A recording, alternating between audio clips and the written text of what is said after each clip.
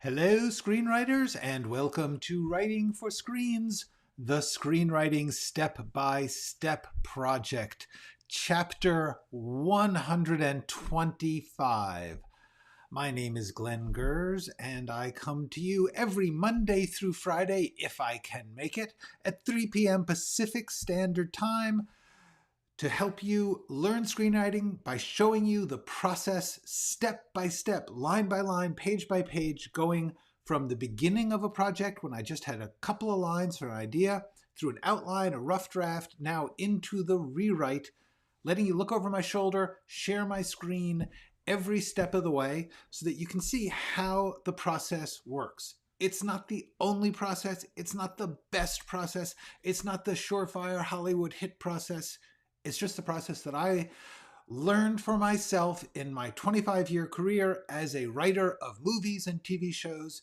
And it seems to me like people are not teaching this part of screenwriting. Everybody teaches the results, what kind of script is great. But the thing is, everybody's script is going to be different. Every writer is different. Every goal is different.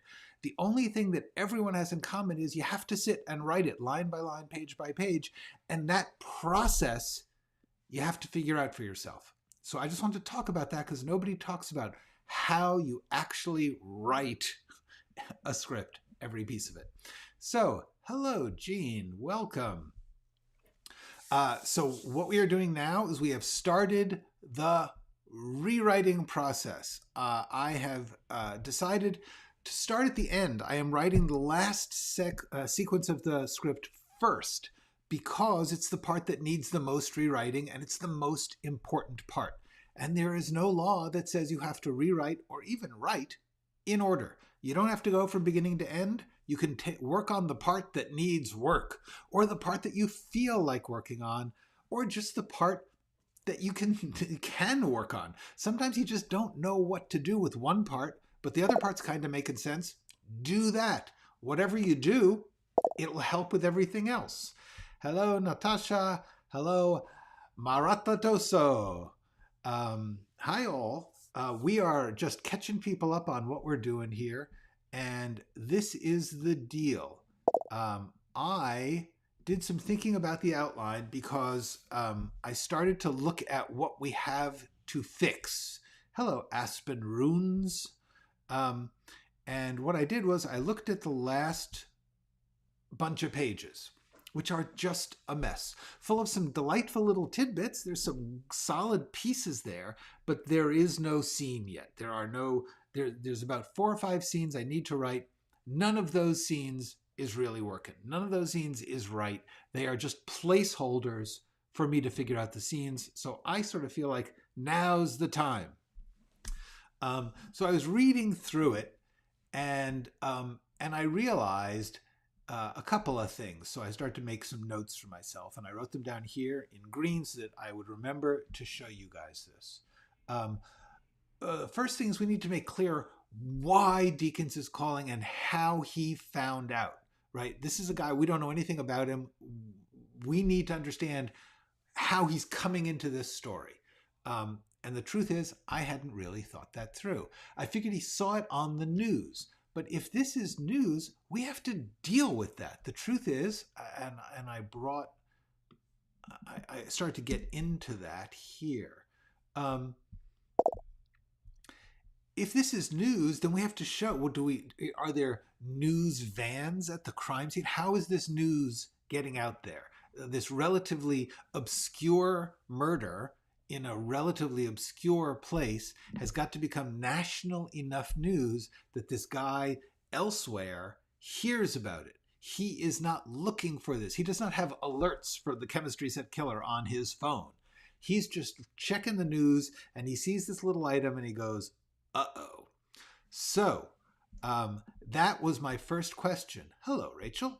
My first question to myself was, how did he get that news? And so we have to think about how he found out. This is important. How he found out.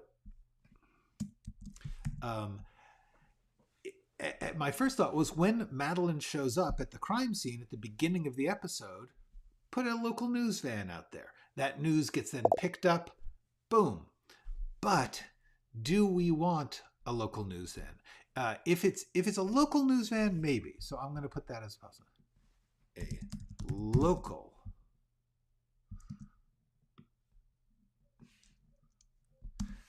because if it's nationals, if there's a bunch of people there, if we've got reporters from a bunch of different places because it's interesting, then why would they leave? She shows up, there's a story here, and they just leave. But the rest of that sequence, her being alone in the house, her doing the drugs and the fight scene, there's got to be no one around for that. So we can't have this be big news right away. So just logically, either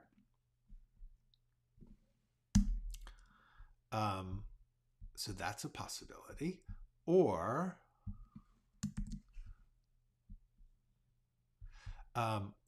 is this the sort of thing where there was a like the police report, the detective will say, I'm going to report this to the FBI, and there's some kind of leak or it's a public record. But as I think about this, I realize we will not know that. There's no way for us to know that. And this is a really, really important thing. Hi, Abraham. Let me see if I can find, do I have this anywhere? This is one of the most important questions that every writer has to have, like, way on the front of their, awareness. How do we know that? I'm just gonna take that and make that I'm making a note to myself.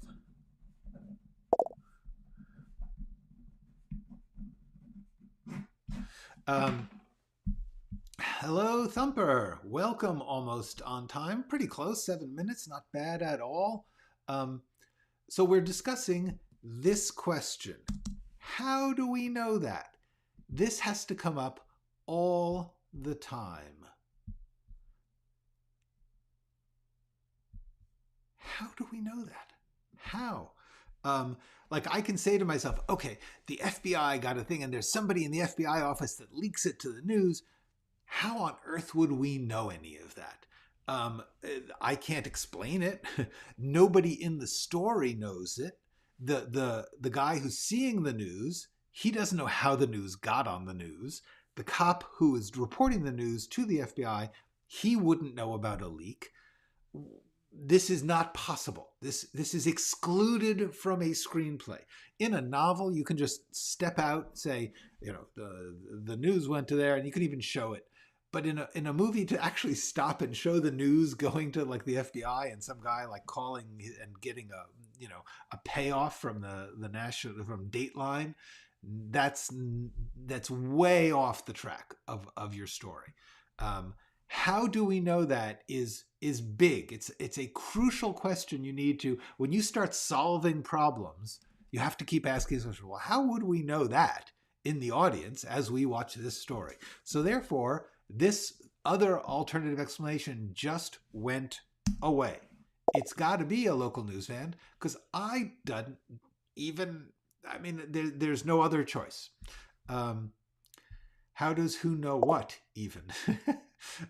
Well, in this case, but what I'm with how do they know that is how do we know that is always about the writer proposing to himself him or herself a solution to a problem. Oh, they're going to go to the store and buy equipment for that.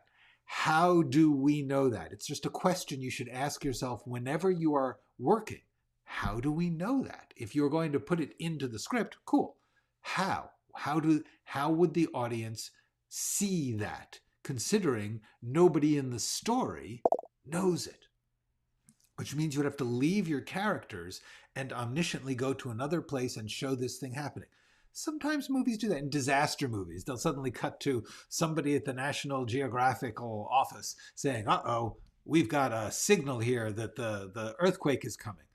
That's how we know it. That's how the audience knows it. But nobody in the rest of the story knows it. Cool. This is not a movie like that. This is not a movie where you can just arbitrarily go and drop information on the audience. We are following characters. And how do we know that brings the question of how in this world of these characters could that thing be known to the people following this story?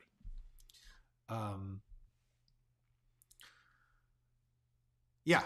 A lot of people don't ask that. Or they have somebody explain something that they couldn't possibly know, or you'll have like the cop say, "I sure hope they don't leak this to the news," blah blah blah. The people will stretch out of their way to try and give us information. But what I'm saying is, realistically, when we write good scripts, we try to follow characters in a consistent manner, and you don't just bop away to drop some information with people who have nothing to do with your story. A nosy neighbor, once again, we would have to see them. We would have to stop and see them. A nosy neighbor, we'd have to introduce that character and then see them reporting this to the news. And the question would be, why? So we once again, you're adding scenes. Hello, Anto. Yes. No. They are broadcasting on the podcast, but that hasn't happened yet. And also, the whole point about this story is that I made the choice that that Deakins does not know about the podcast. He is not following his own hunters. He has not been for a long time. I was working on the premise that he was tracking what they're doing, and I may actually have to go back to that. That is a possibility. Or is Deakins lurking in the group and listening to George's podcast? That is the other possibility. I've been hitting save, but I missed the S and I got the A, and that explains that little weird A. Okay. So Van. Okay. So these are our current possibilities. Hello, this is Kitschy.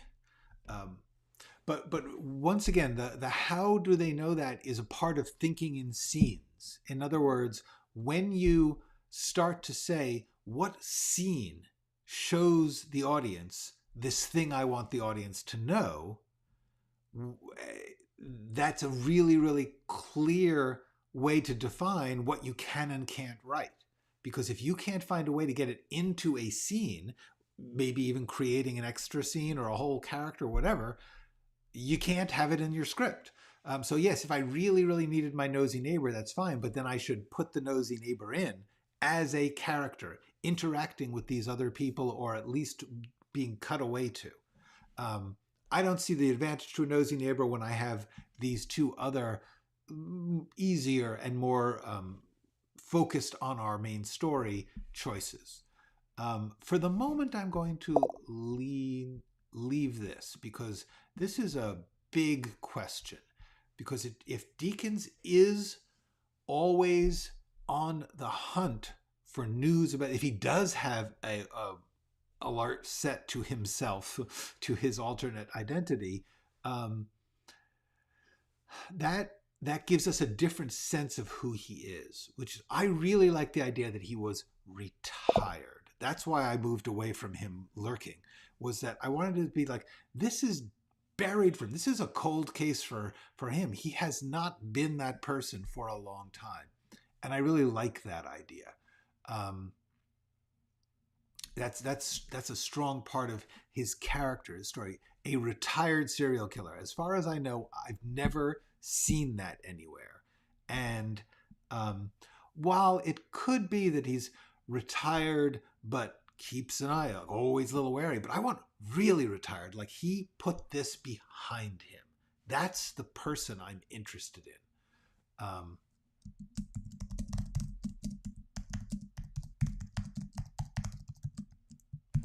Okay. And that's a choice. I mean, for logic, or for not so much logic, for ease of thriller storytelling, yeah, it would be more intense to have him be like on the case all the time.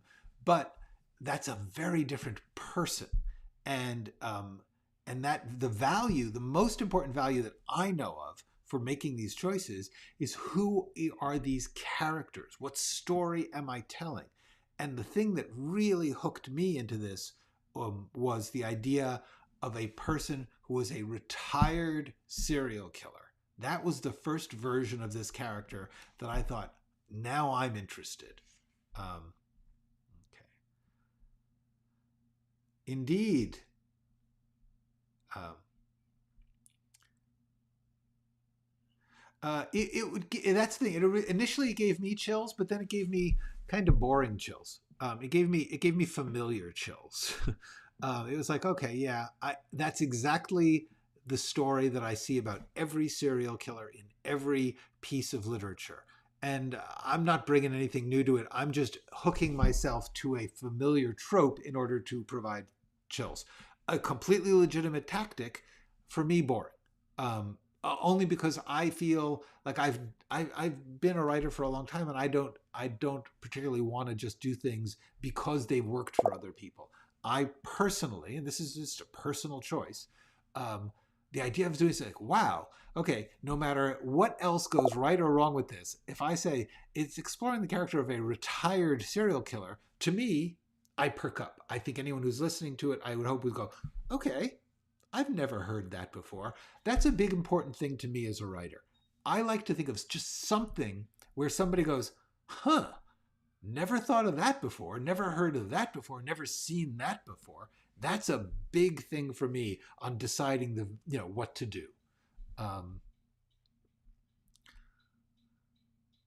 yes, exactly. The whole point about a retired murderer is what happens when they are pulled out of retirement. That's really good. Yes, I knew that. Assalam alaikum. Assalam alaikum. Uh, yes. Yeah. Peace should be upon us, much better than murders, and I appreciate that. Assalamu alaikum. Um, so the question then is, to me, all of this is about making a decision. You have two possible choices, three possible choices, whatever. Three, because the nosy neighbor is possible. The FBI leak is possible. What does it cost you? What do you have to do in order to make that choice? Which brings up, everything is a choice, and every choice has a price. Okay? For instance, in order to make the choice of making him a lurker, then I can't have him be truly, truly retired and being brought out of retirement and dealing with that character. That could be a worthwhile trade-off. I could be like, that's not bad. Or if I want to do the nosy neighbor, I just have to add that character into the mix of the story. They can't just be there for the convenience of ratting out this story and then disappear. They have to become a player. So the price of that choice is I'm adding a character. May not be a bad idea, actually, but everything is a choice. Every choice has a price. What you need to do is balance for yourself. Say, okay, this is the choice I want to make, but this is the price I'd have to pay. This is the other choice I could make, but that would cost this. So that's what you're constantly doing.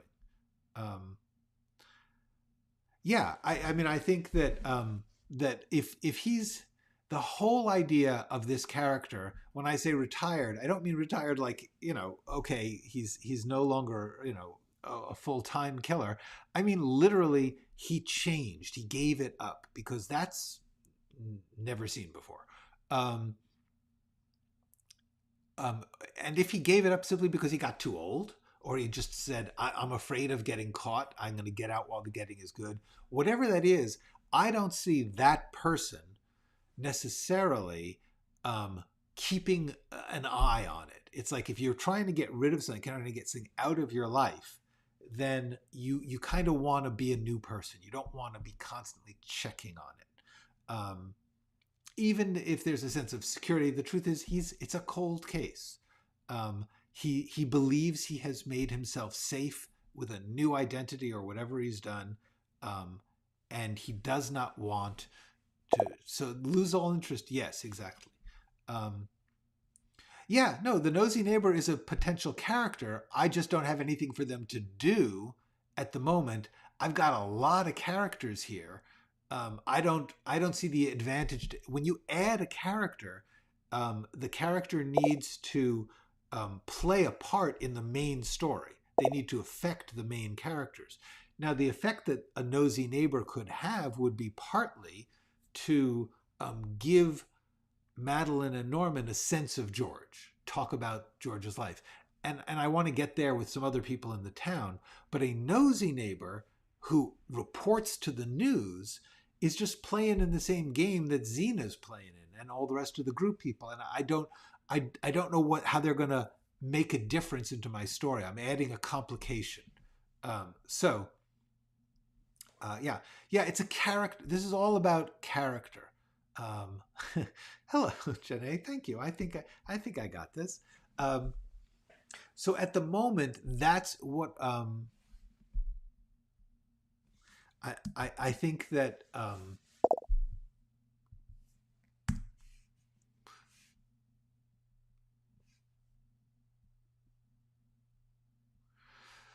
so.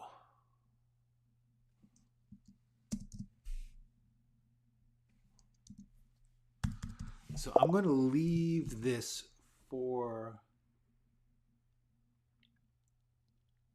yeah, everyone. This is why we have writing, because every single person, when I say this, I got 17 people out here right now who are watching this. When I say a character action, every single one of you conceives of it slightly differently. Not that's not a personal problem of mine. It's a fact of every single, no matter how many writers you put on the same character in the same scene, they are going to write it differently. They'll have different feelings. They bring a different pile of examples into it. And so the whole point of writing is everyone would do it slightly differently. You've got to do your way as best you can. So yeah, I know that when I ask a question here, all of you are like, ooh, it's like this. And I'm like, I see that. That's not how I see it. It's not a question of right or wrong. It's a question of I'm writing it. So all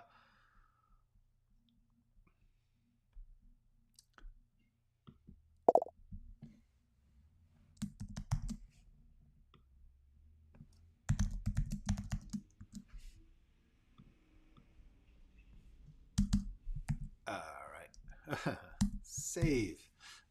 I put my keyboard on a different. I had a pad under it. I had a piece of folded cloth actually, and recently, because the cloth was kind of big, I got a piece of foam rubber that I cut to exactly the same, pretty much the same size as the keyboard. The problem is it's much taller than the cloth, so my fingers are not hitting the keys exactly as they used to. Oh look, a bot. I ban you, bot. Okay. So this is just a question. I'm not going to resolve that this second. But then just looking at the scenes themselves, one of the things I noticed when I started to just read through it. Okay, and so when I was reading through the scenes, the first thing I noticed was. Norman says, "Why should we believe you? Like, prove who you are." And then I get down here and I was reading through a little bit and I get to Xena saying, "How do we know you're the real chemistry secular?" Well, that's the same thing. That's the same beat twice. That's the same action taking place. Two different people are doing it twice. So that's bad. That is a failure.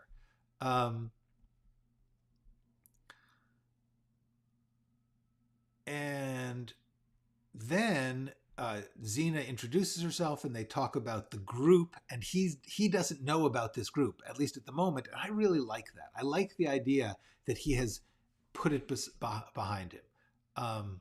That's going to be a more interesting story to develop as it goes along for me. Not a cat and mouse, a bunch of people who have been forced together by this murder, who each then have their lives turned upside down and have to question their identity because of it. But then Norman asks the same question. That's the third freaking time. So I don't like that. That's bad. I have to fix that. Okay. The first thing I need to do is now, the interesting thing is here he's saying, why should you believe that you're the chemistry set killer? But then later on, we get to, why should we believe you didn't do it? In other words, having accepted that he is the killer, we get to, well, how do we believe you didn't do it? This is messing me up because it's too many of the same sort of question with a variation now. One of the most important things in this rewrite is to clarify this. If I have the same beat 3 times, I got to take them, cut them, paste them, put them all together and make them one time. You only need an action to happen once.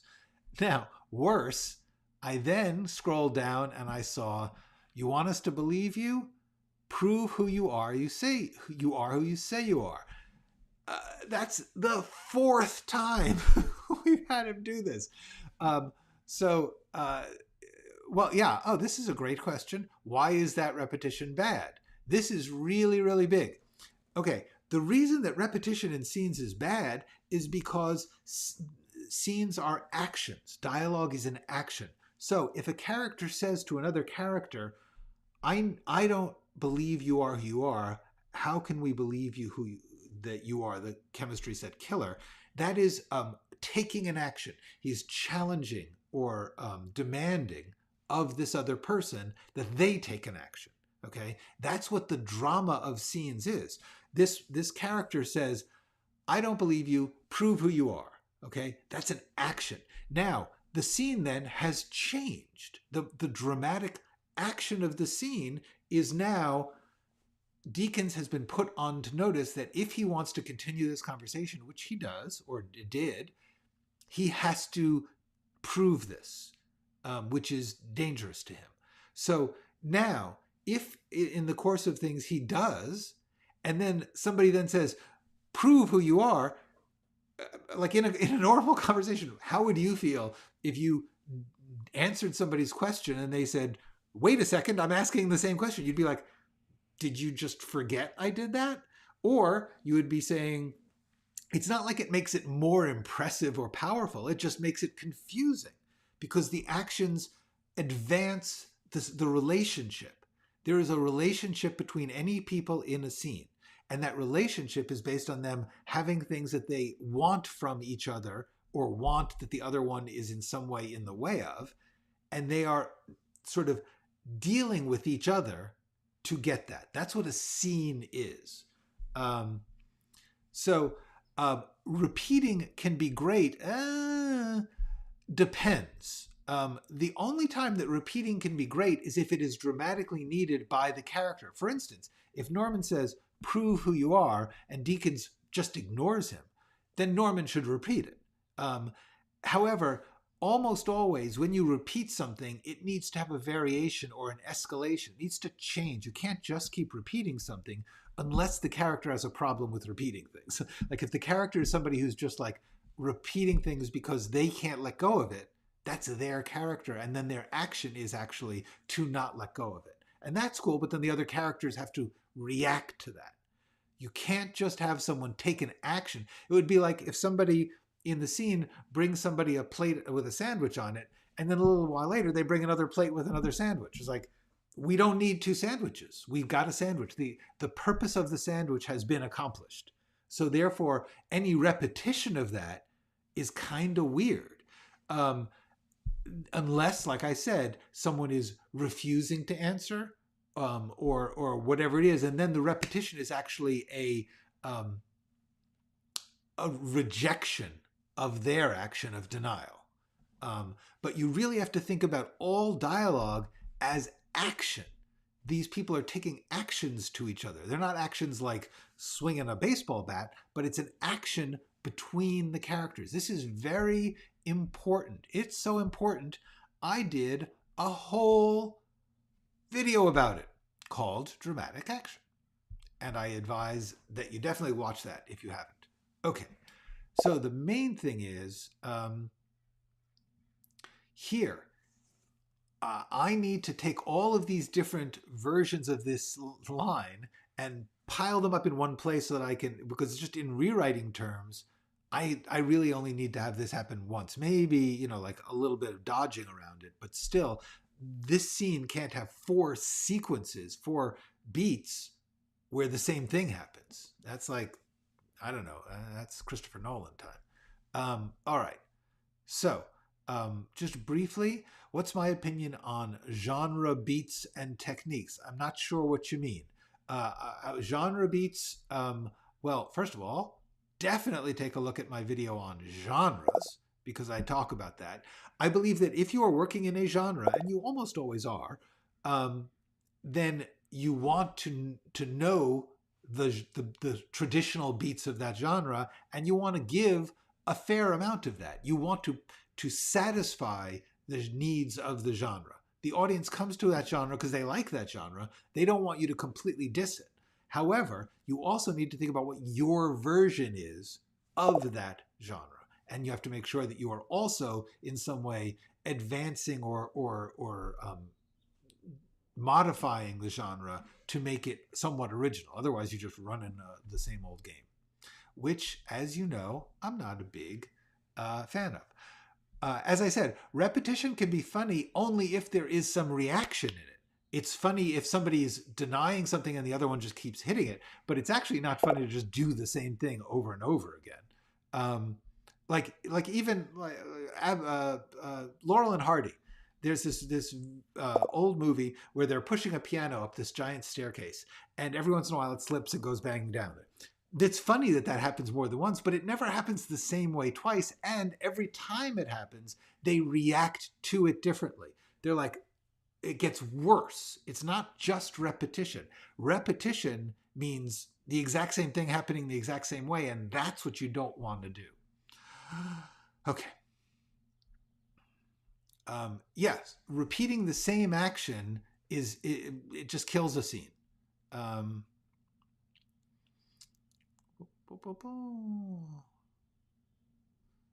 Okay, this is tricky, but yeah, fair. I have a story about time travel, and the characters are altering the time space, and they go back time over and over again to try and fix it. Yes, that's okay. In that case, repetition is okay, but once again, you're not exactly repeating it. I guarantee you, the whole point is there's an alteration. In some way, they have to go back and deal with that. Or they go back with a different awareness, even though the circumstances are exactly the same. Also, you will notice in time travel or Groundhog Day kind of stories, they start to skip things. They start to just show you a couple of notes that you understand, oh, it's the same thing, until they get to the part that's different. They don't actually make you sit through the same scene 4 times. That's very, very important. When we talk about repetition, you have to recognize the difference between actually just doing the same thing over again, which is what I have here and which is bad, or doing something where you're having variations or escalation or changes of reaction. Those are all cool. That's not repetition. Repetition is when you're doing, as I am doing here, wrongly. Somebody says the same thing 4 times. What's the point? All right. So the tricky thing here is, okay, so I'm going to take this because this is a juicy thing.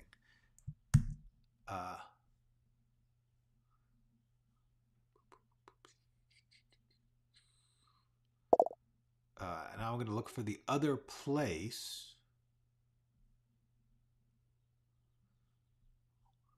Why should we believe you? Aha. Um,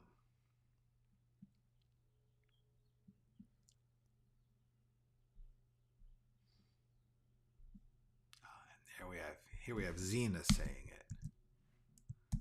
Okay, so, and this is just going to be tricky. This is going to be kind of technical because I've got, all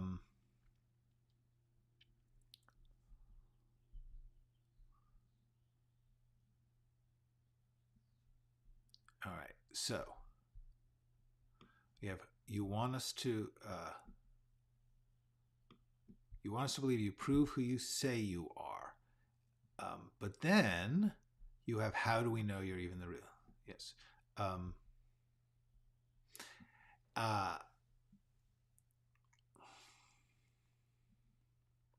Now, what I really like here is when Deakins reacts.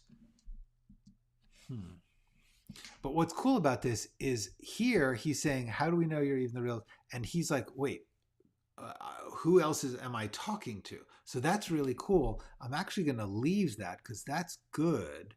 And then, boo, boo, boo, boo, boo.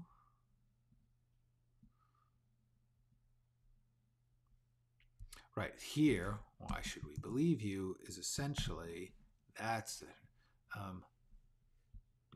So, but she asked you a very good question.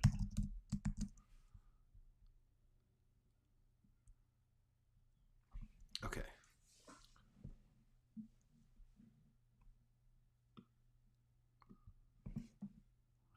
Why should we believe you are the chemist? You're who you say you are. You're who you say you are.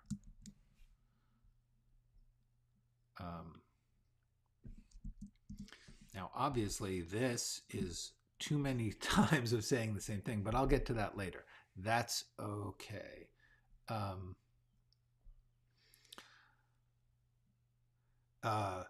John Truby once said, a romance genre, two protagonists have to fight the first time they meet. But we can, yes, yeah. This is okay. I'm gonna do okay without getting too down on John Truby in particular, because it's not John Truby's fault. And I really don't believe in bashing other writing teachers. However, I do have to warn all of you about writing teachers who say, in this type of story, this always happens. That's just not true. It's just not. There is nothing that always happens in any type of story. I would even say, like you say, well, in a Western, you're always in the West, but not really true, because there's been some space Westerns and some other things. So the answer is, anybody saying always, must, is making a terrible mistake, which I understand, because what they're saying is, mostly in the business that I'm trying to study, in the period that I'm trying to study it, this happens a lot. And it's very popular, and therefore we're making it a rule. There are no such rules. No rules. Absolutely not. There are ways that the marketplace tends to steer, and there are things that were popular at a certain time. And the problem is, all these writing teachers are looking at a certain period, basically from the late 60s through the early 2000s, and saying this period, which is actually a very small period with a very narrow set of parameters, that is the definition of successful story. That's bizarre and untrue. That's what was popular in Hollywood when they were growing up. That's what's popular in Hollywood when they were in the business, when they were in an office saying, how do we make sure our romantic comedy is popular? Well, let's do what another popular one did, which, by the way, is a bad plan for art. Art does not usually succeed by saying copying other art.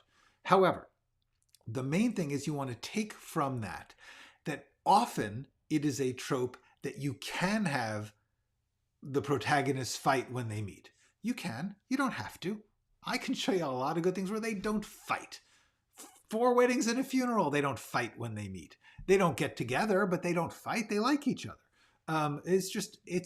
They don't fight in The Apartment, one of the greatest romantic comedies of all time. They don't fight when they meet. They just meet in the elevator, and he kind of likes her, and she kind of likes him, but they have different things going on in their lives. The number of stories where this rule doesn't apply should tell you it's not a rule. It's a possibility. It's a thing you should know so that you can consider if it works for your story. That's it. That's the thing about any have-tos, any rules, all that. Take that. Know as many of those rules as you can, but don't take any of them as rules. Take them as choices, possibilities, suggestions, options. Let me see if I can. I think yeah. No, I don't. I was sorry. I thought I had a good one where basically know every rule and every trick that anyone has ever done, every teacher's formula, but do not believe that that is the only is required. It's not. Your job is to be a plumber. When you have a job, your job is to get your story water through the pipes to that bathroom that hasn't been built yet. And you have to figure out which type of pipes, from all the pipes you've ever seen and all the pipes you've learned about in all the different classes on plumbing. And they'll say, sometimes you want this kind of valve. Cool. And that kind of valve might have been very successful in that other building, but you have to just know it exists. And then when you look at your plumbing situation, you choose the pipes and the valves that you want to try for your reasons of assessing your story, and then you do that. The more you know, the more possible types of story trick you know, the more rules you know, the better you are at being able to choose. But this idea that it has to have that, that's just not so. Okay, back to this. A little rant there. Okay, so now here's what's going to happen. I'm going to start cutting sections of this scene up. It is going to make it unreadable. That's okay, because then when I read through it, I'm going to be like, whoa, what? This is a mess. And then I'm going to have to start to figure out the new condensed motion of the scene. That's okay. That's the process. So I just want to see, when's the next time? Oh, yeah, sorry, Jose. Let's do this. Is it possible to have too much subtext? Yes. Here's the deal on subtext.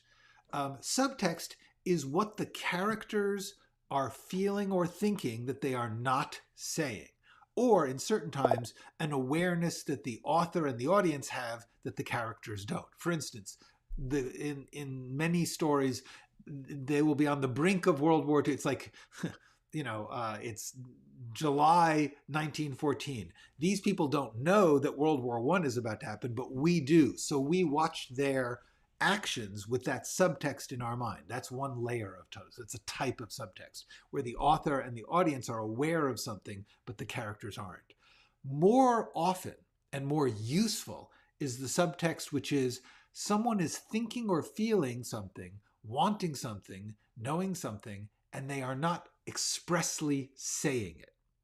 Now that's cool. For instance, in Butch Cassidy and the Sundance Kid, there's a certain scene where they're in South America, and at a place, Sundance's girlfriend has come down there with them on the run from the law. The law has followed them.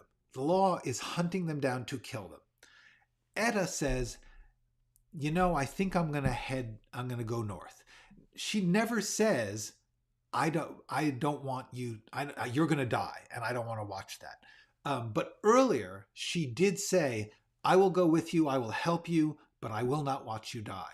So when she says, I think I'm going to head back for a bit, and Sundance says, okay, they both know that she's leaving because she doesn't want to watch them die, but they don't say it.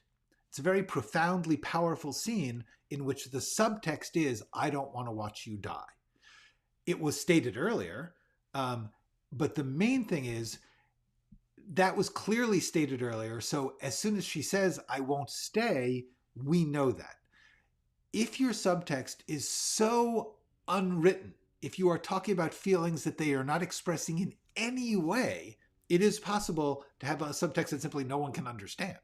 That you might know it, the character might know it, but there isn't enough signal in the story to understand the subtext. So yes, it is possible to have too much subtext. The way that you can tell is if nobody gets it. It's pretty easy. If you are big on subtext and you write a scene and you really know what they're thinking, and everyone else who reads it goes, I don't know, I didn't get that, I don't understand what they mean, it's too much subtext. Find a way to increase the audience's understanding of the thing that they are thinking or feeling. All right. When to not use subtext? There's no real rule about that. Subtext is, don't fear being on the nose. This one, I've got a whole video for you. I wrote a video about on the nose dialogue. Excuse me. It says, honestly, on the nose, most dialogue should be on the nose. On the nose is great. There's nothing wrong with on the nose. On the nose that doesn't move the scene forward and doesn't come from the character, that's when on the nose is bad. There is nothing wrong with on the nose. Please do watch that video. It's really good.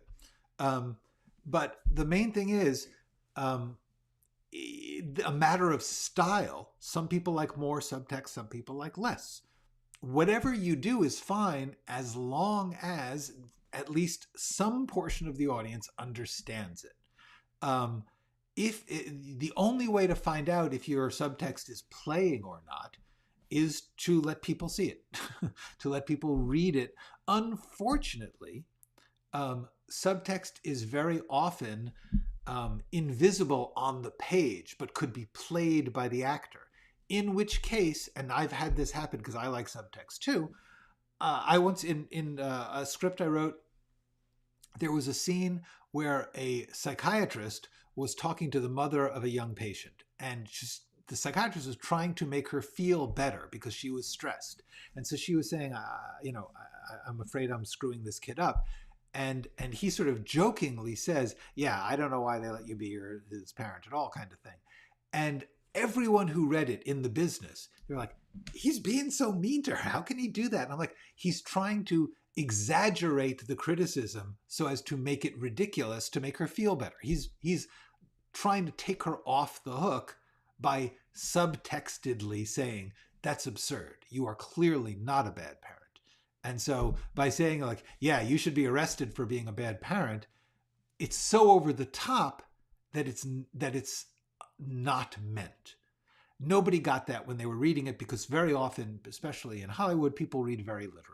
So but if I changed the line, it just wasn't funny and it wasn't sweet. The whole point about the subtext was it was kind of sweet that he was joking. So what I had to do was write a little explanation line like,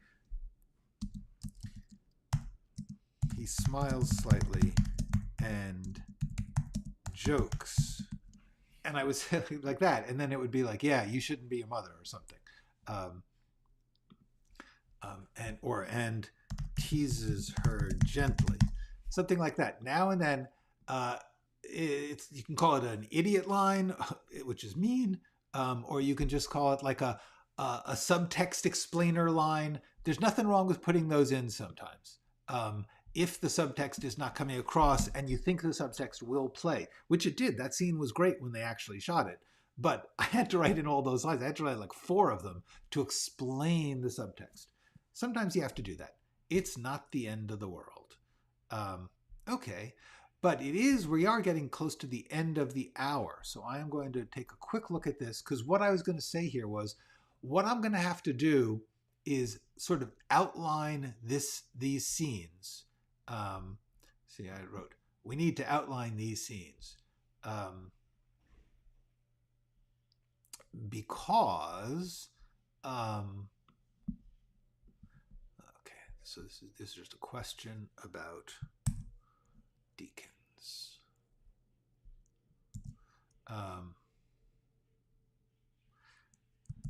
So what I'm going to have to do is go through, like I did earlier, up here, I think you guys saw, here, where I had to go through the scene and sort of outline the beats within the scenes.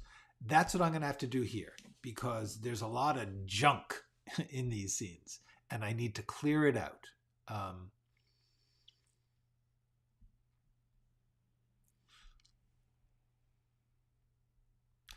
But then this one,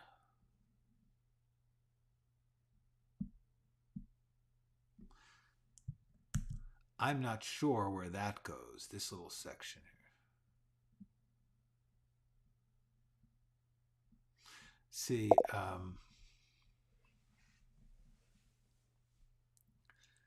I don't know. So I'm just going to write, is this a useful point at all?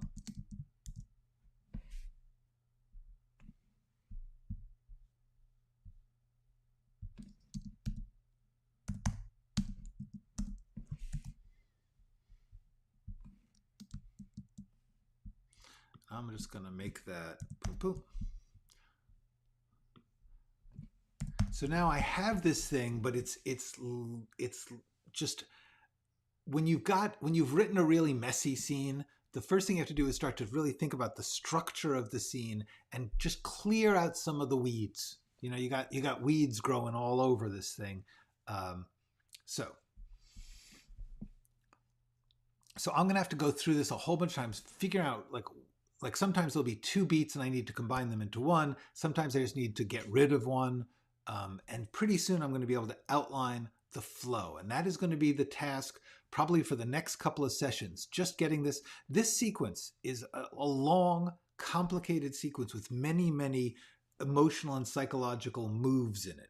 And it's very important. So I am going to take probably a week or more to just work on this 20-page ending of the script. Because once I get that right, everything else is going to make more sense. I'm going to know so much more about the characters, and I'm going to be heading towards this goal when I rewrite the rest. I will tell you, I don't know that a hero has to have a wound. This is another one of those rules, so let's talk about that on my way out, which is wound. Yeah, you can have it, and if at which point in the screenplay, it depends on how you're structuring your screenplay. There's no rule about this. Anybody who says every character has to have a wound, every character has to have a gift, whatever it is, no, not every character. If your character has a wound and it's relevant to the story, cool. If not, maybe not. There are plenty of characters who might not have such a thing.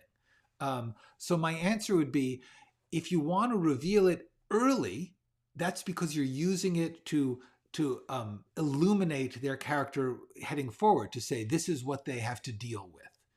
It may be something that is motivating them. It may be something that is going to be an obstacle for them. Then you'd want to put it early. If it's going to be a revelation at the end, why were they acting this way? And then at the end, they finally break down and let it all out, as in Ordinary People. Ordinary People, the character is dealing with terrible, terrible guilt over his brother's death. And that screenplay builds to this poor kid at a psychiatrist's office finally being able to let out his feelings about that. In that case, you want it at the end, because once he has done that, he's going to hopefully begin to heal. So the answer is that you need to decide what you're using it for.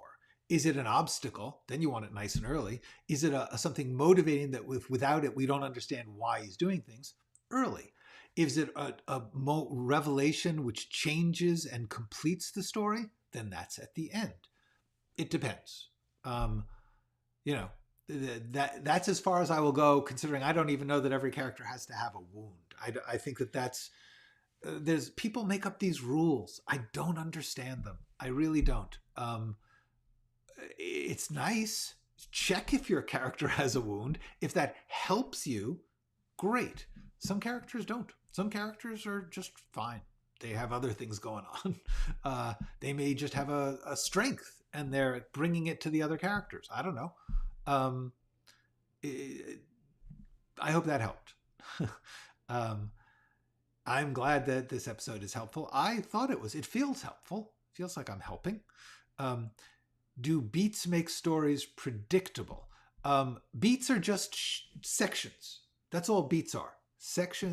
Beats are, a beat is simply an action that is pursued for a while until something changes, and then there's a new beat. That's my definition of beat. I don't know if other people have other definitions of beats, then we can talk about that. But my understanding of a beat in structure is that it's simply a section of action. In other words, when one person is pursuing one particular thing that is creating a certain situation that until someone reacts to, that's the beat. That's how I look at it. Yay, I am glad.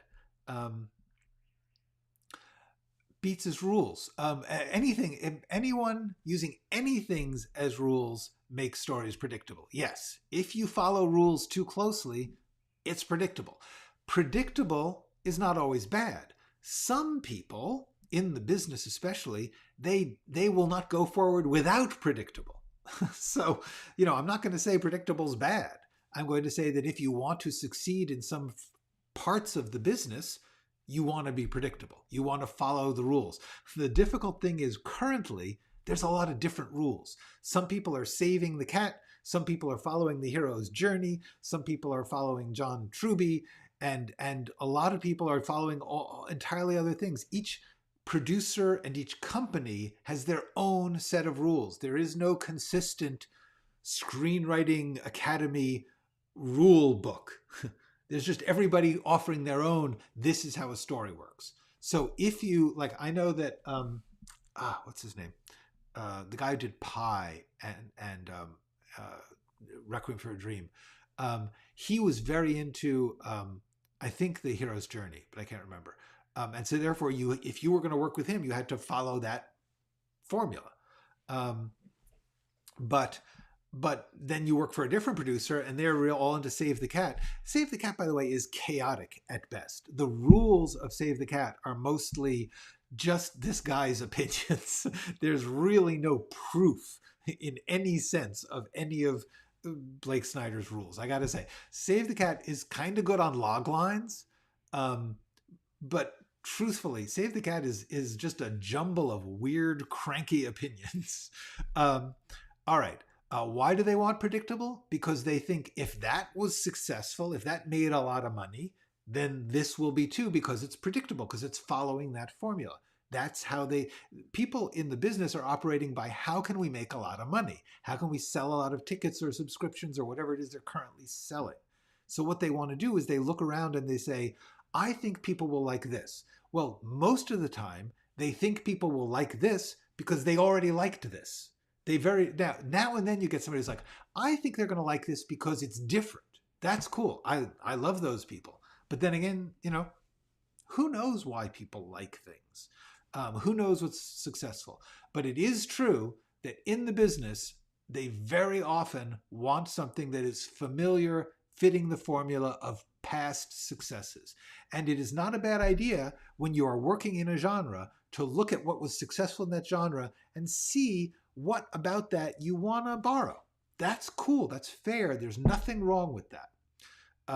But then you want to try and make it in other ways unpredictable or new, I believe. Okay, so we have reached an hour and I am going to say so long for today. Tomorrow we will get back into that 20-page sequence. I didn't know you were going to say that, so I'm glad. I feel good. I do not have powers of prediction or any form of knowing the future. So I appreciate when you say that it was helpful, because I don't know. All right. See ya. Go write something.